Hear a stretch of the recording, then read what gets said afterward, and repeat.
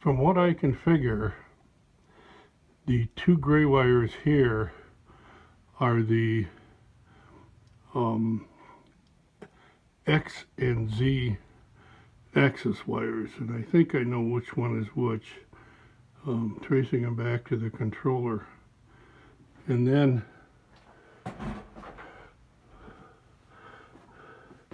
they come out here, and I have this labeled as the one with the gray wire with the blue tape on it is what I'm calling Y2, which is the other side of the table, and then this one is Y1, and then they're joined in the block here, and coming out of the bottom of the block is the cable set that goes to the controller to power both Y1 and Y2 on the Y-axis terminal.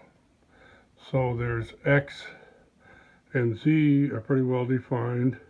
Y on this configuration looks like they combine Y1 and Y2 into a single one, which is different than the X controller where Y1 and Y2 are separated. And I imagine that's why you had me order the additional 10 feet of cable. So I have to talk to you about how to wire that. The question I have in my mind, these are apparently the limit switch connections, and from what I can tell, I only have two limit switches, one on this side and then one up on the x-axis also, but none on the opposite y-axis that I can tell.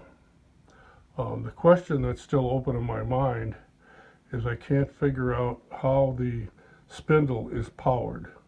From what I can tell, the spindle is wired into this connector, and that connector went into the back of the old controller here, and that switch, that toggle switch on the left, is what powered on the spindle. So I'm confused yet, or I don't know how the spindle is powered with the X controller, so we'll have to talk about that. I think that's all for now. Here's the connections again, just in case.